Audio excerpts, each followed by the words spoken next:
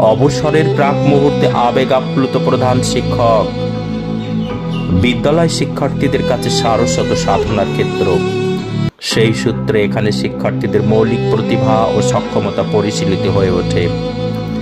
মুদ্রিত অক্ষর বিন্যাসে তাদের সামনে তাদের সৃজন বিশ্বকে মূর্ত করে তোলার অর্থ মনন চর্চার জগতে তাদেরকে প্রতিষ্ঠা করা।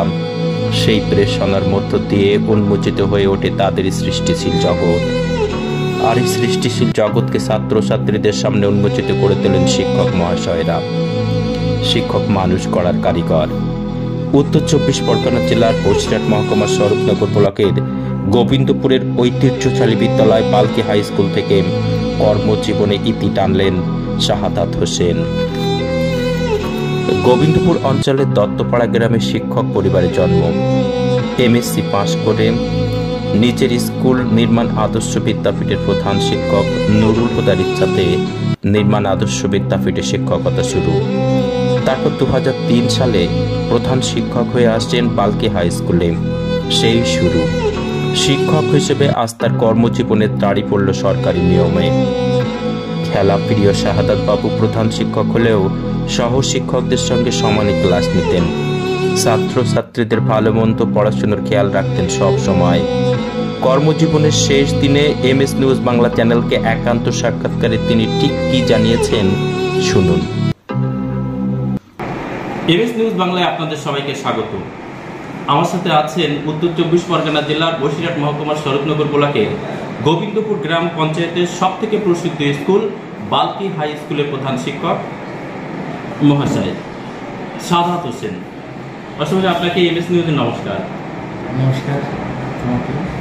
আজকের আপনার কর্মজীবনের শেষ দিন, কেমন অনুভূতি হচ্ছে? আসলে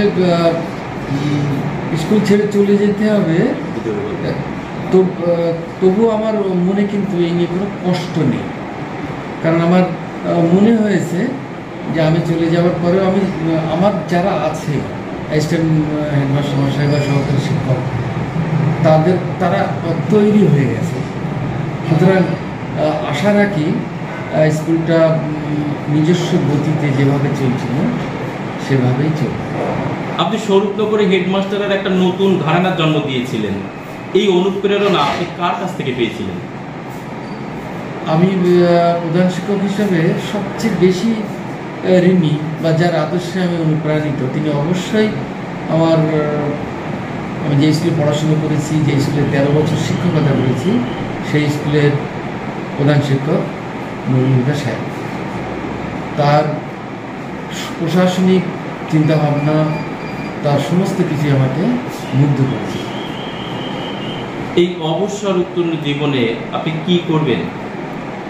আসলে আমরা তো শিক্ষক, অবসরের পরেও আমাদের চিন্তা ভাবনা শিক্ষকতাকে ঘিরিয়ে, শিক্ষা দানকে ঘিরে থাকে। সেই হিসেবে ইচ্ছা আছে আমাদের এলাকায় বিশেষ করে ফিজিক্সের টিচারের যথেষ্ট সংখ্যা কম অপ্রতুল। সুতরাং আমার ছাত্ররা যদি ফিজিক্সটা শিখতে চায় তাহলে তাদের জন্য আমি অবশ্যই সময় দেব, এই চিন্তা ভাবনা মূলত। ছাত্রছাত্রীদের উদ্দেশ্যে আপনি কি বার্তা দেবেন? আমি মোটামুটি আজকেই সমস্ত ক্লাসে গিয়েছি, গিয়ে 3টে কথা আমি বলেছি। 1 নম্বর হচ্ছে সবাই অনেস্ট হবে, 2 নম্বর হচ্ছে পিতা মাতাকে শ্রদ্ধা করবে, আর 3 নম্বর হচ্ছে পরিচ্ছন্নতা, ক্লাস এবং বাড়ির পরিবেশ পরিষ্কার পরিচ্ছন্ন। এটাই আমার সবার উদ্দেশ্যে, একই কথাই থাকবে। আপনি কি অবসরের পরে আপনি কোনো সমাজসেবা বা কোনো কিছুর সাথে যুক্ত হতে চান? সমাজসেবামূলক কাজকর্ম অবশ্যই করার ইচ্ছা আছে, তবে রাজনীতির সঙ্গে যুক্ত বোধহয় আমি হতে পারবো না, কারণ এইটা আমি কখনোই এর সঙ্গে আমি নিজেকে সম্পর্কিত করিনি। অন্যান্য সমাজসেবামূলক কাজ থাকলে তেমন পেলে অবশ্যই নিজেকে ব্যবহারের ইচ্ছা আমার আছে। পালকি হাই স্কুলে আপনি সুদীর্ঘ 23 বছর এখানে ছিলেন, কোনো খারাপ কোনো ঘটনার সম্মুখীন হয়েছেন? আমি এ বিষয়ে ভাগ্যবান বলতে হবে, কারণ 23 বছরে বিভিন্ন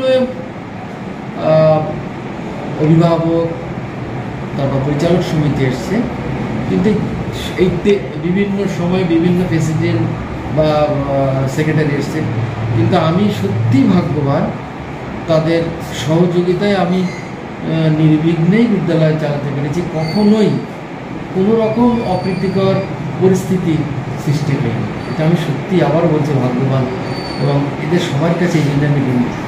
এবিএস নিউজের পক্ষ থেকে আপনার অবসর জীবন ভালো এবং সুন্দর কাটুক, এই প্রত্যাশাই রইল।